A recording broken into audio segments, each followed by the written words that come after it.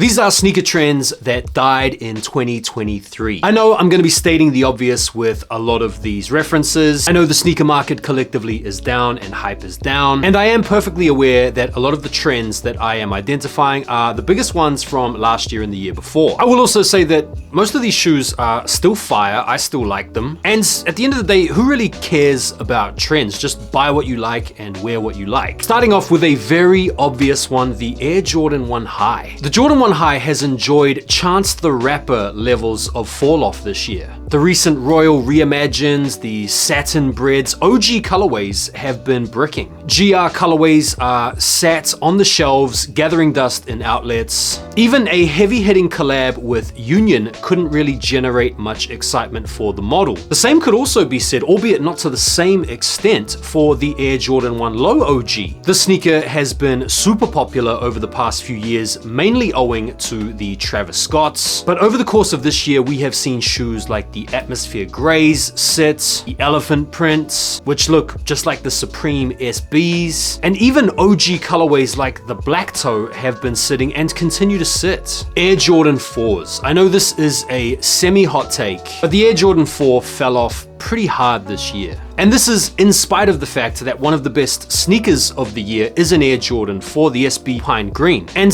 what killed the 4 this year, at least for me, wasn't oversaturation. It was incredibly crap colorways. I mean, what are these frozen moments? Or these red cements? Or these crafts? The Craft Jordan 4 was like a nail in the coffin. If they'd have just released these shoes with the colorways in normal, nice materials, rather than all this craft bollocks, I wouldn't be talking to you like this right now. For some of you, the next one is going to be a bit of a relief. Nike Dunks finally died in 2023. Particularly the Panda Dunk, you can now go into a store wherever you may well be and pick up a pair of Pandas for retail. And now that you can do that, you don't want them, right? That's how it works. I never really got into the normal Nike Dunk Low trend. I'm more into my SBs, but even as a non-participant, I'm happy that it's been and gone now. Air Force 1 lows. That's right, the all white or the all black Air Force 1 low trend is done. We don't need to worry about watching content of someone trying to act out being a menace in the all blacks. And we don't need to deal with the disparagement of seeing all white Air Force 1s reselling, thank goodness. New Balance are on the hook as well, 2002 Rs. The shoe is still comfy, there are still some really nice colorways, but as a trend, these definitely died this year. I do think New Balance have done well to replace the silhouette with other trending models, and I am going to be putting together an episode of sneakers that are trending up. But I think people have come around to realize that the 2002 are as comfortable as they are, just aren't really that good looking. New Balance 550s. One of the negative aspects of a sneaker hyper trending in a moment is that wearing that sneaker will always remind you of that moment. And to me, the New Balance 550 will always reek of that moment between 2021 and 2022,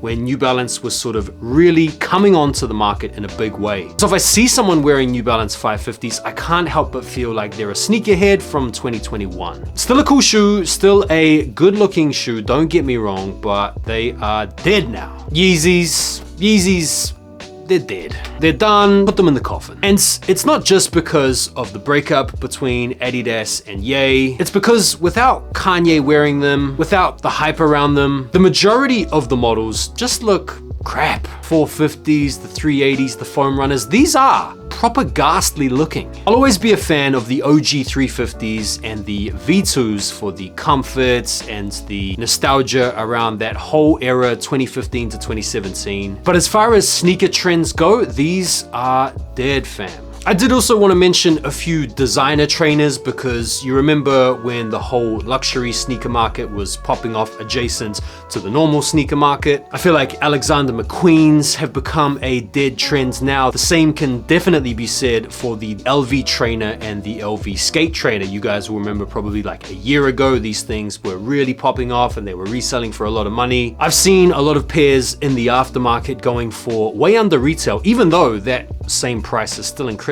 expensive. Now, I want to talk about some other aspects of sneaker culture that I feel are dying in 2023. And one is just sneaker collabs in general. It feels like every week or every other day, there's another sneaker collab coming out. And it's feeling more and more like companies are trying to cash in on the clout of a collaborator in order to sling kicks, rather than just produce something of really good quality that has a cool colorway and a cool story all by itself. Let me know what you guys think about that. Other sneaker trends I feel are dying include this whole vintage or reimagined theme we see going on everywhere. At this point, you guys know the drill. In order to make a shoe sell, you sail out the midsole, crack the leather or age the leather, and make the shoe look like it's 40 years old. This appetite for nostalgia harkens back to the whole thrifting and vintage craze and the last dance stuff that we experienced a few years ago during the pandemic. But I feel at this point it is thoroughly overplayed. Ripstop